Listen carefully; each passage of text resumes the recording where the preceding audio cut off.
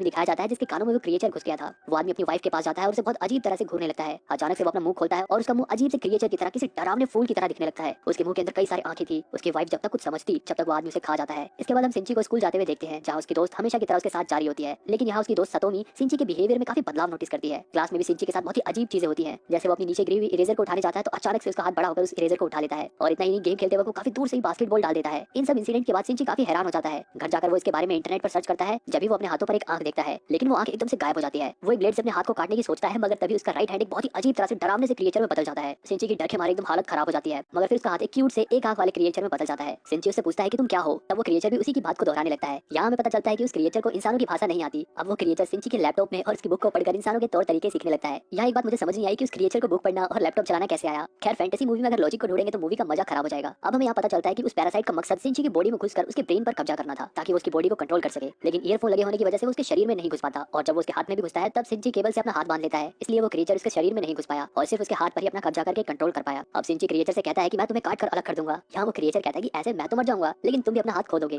वो क्रिएचर सिंची को अपना नाम मिगी बताता है और सिंची को बताता है कि वो उसे कोई भी नुकसान नहीं पहुंचाएगा, क्योंकि उसे उसी की बॉडी में रहना है। आगे हम देखते हैं कि मिगी अब इंसानों की तरह बोलना सीख गया है, लेकिन वो सिंची के जरिए इंसानों और इंसानों की दुनिया के बारे में और भी जानने की कोशिश करता है। मिगी सिंची के स्कूल में हो रहे मार्शल आर्ट को सिर्फ देखकर ही सीख लेता है। अब धीरे धीरे सिंची और मिगी के बीच में कनेक्शन बन जाता है। दोनों एक दूसरे के साथ घुल मिल जाते हैं, एक दूसरे के अच्छे दोस्त बन जाते हैं। दूसरी तरफ हम देखते हैं कि इस शहर में जिन जिन लोगों के शरीर में पैरासाइट घुस गए थे, वो अजीब तरह के क्रिएचर में बदलकर अपना आतंक फैला रहे थे। वो क्रिएचर बाकी नॉर्मल लोगों को खाने लगते हैं।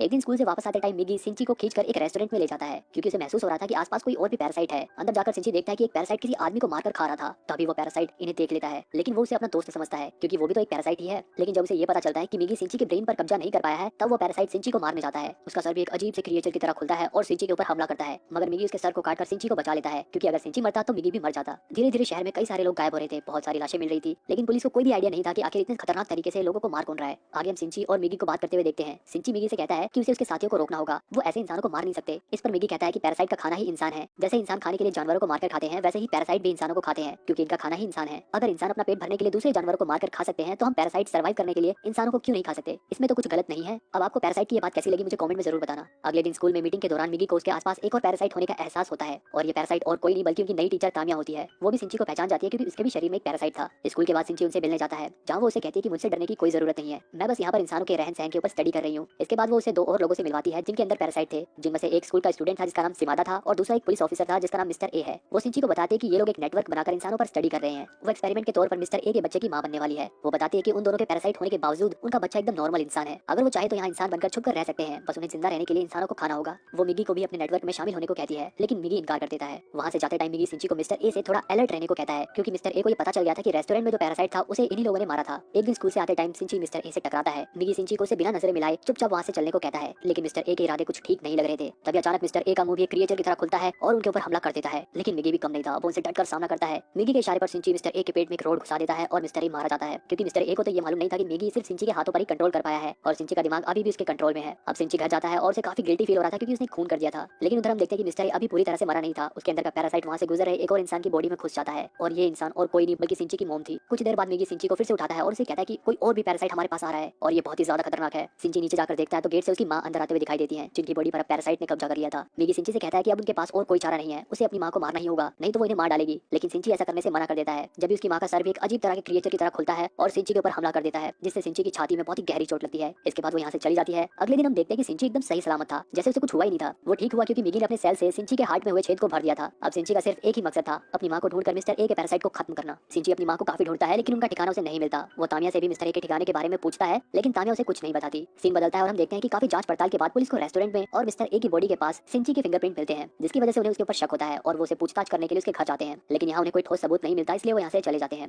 अब क्योंकि मिगी ने सिंची के दिल को अपने सेल से ठीक किया था, इसलिए सिंची में भी मिगी की पर्सनैलिटी आ गई थी। वो भी उसी की तरह थोड़ा थोड़ा बिहेव करने लगा था। पहले वो हमेशा डरा डरा चुपचाप रहता था, लेकिन अब वो एकदम निडर हो गया था। उसके बिहेवियर में काफी बदलाव आ गया था। वो सभी से काफी एरोगेंटली बिहेव करता था। एक दिन जब वो सतोमी के साथ शॉपिंग कर रहा होता है तो रास्ते में मरे हुए कुत्ते को उठाकर डस्टबिन में फेंक देता है। यहाँ फिर से उसकी इमोशनल लेस बर्ताव को देखकर सतोमी उससे गुस्सा हो जाती है और दोनों के बीच में फिर से लड़ाई हो जाती है। अब सिंची के हार्ट को अपने सेल से भरने के बाद मिगी कहता है कि उसे हर दिन कम से कम 4 घंटे सोना होगा और ये नींद उसे कभी भी आ सकती है, और अगर इस बीच किसी भी पैरासाइट ने उसके ऊपर हमला किया तो वो उसकी मदद नहीं कर पाएगा और उसे अकेले ही खुद उससे निपटना होगा। उधर तामिया के कहने पर एक पैरासाइट मेयर की बॉडी पर कब्जा कर लेता है ताकि वो इलेक्शन जीतकर पूरे शहर को कंट्रोल कर सके। इसके बाद हम सिंची के स्कूल में उसी लड़की को देखते हैं जिसे तामिया ने सिंची से मिलवाया था। यहाँ सिमादा सिंची पर नजर रखने के लिए उसके स्कूल को ज्वाइन करता है और सबके साथ काफी फ्रेंडली होने का नाटक करता है। एक दिन पेंटिंग क्लास में एक लड़की सिमादा के सर से एक बाल उखाड़ लेती है, लेकिन हैरानी की बात ये थी कि सर से अलग होने के बावजूद वो बाल हिल रहा था जैसे उसमें जान हो, और इस तरह पूरी क्लास को पता चल जाता है कि सिमादा एक मॉन्स्टर है। अब सिमादा अपने असली रूप में आ जाता है और क्लास में मौजूद सभी बच्चों के ऊपर हमला करता है। उसी क्लास में सतोमी भी मौजूद थी। वो वहाँ पर एक एसिड की बोतल को उठाकर उसके ऊपर फेंक देती है। एसिड गिरने पर सिमादा एकदम पागल हो जाता है और वो अपना आपा खोकर सबको एक एक करके मारने लगता है। इन सब के चिल्लाने की आवाज सुनकर सिंची ऊपर आता है और चारों तरफ इतनी सारी लाशें देखकर उसके होश उड़ जाते हैं। वो किसी तरह सतोमी को बचाकर नीचे कूद जाता है।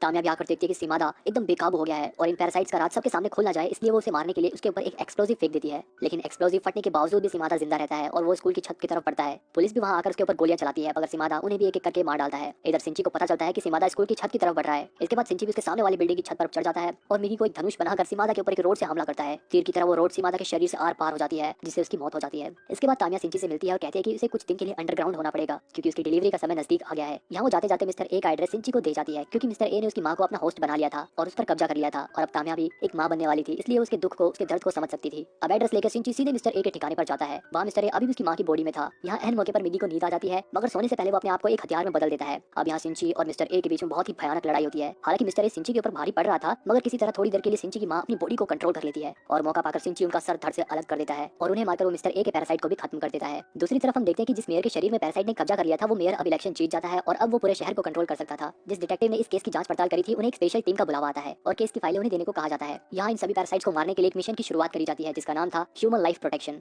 फिर हम तामिया को उस मेयर के साथ देखते हैं जिनके पास एक बहुत ही ज्यादा ताकतवर मिस्टीरियस पैरासाइट था जिसका नाम था गोटो, और वो शायद इनका लीडर भी था। मूवी के लास्ट में सिंची सतोमी से मिलने हॉस्पिटल में जाता है और कसम खाता है कि वो शहर में मौजूद एक एक पैरासाइट को मार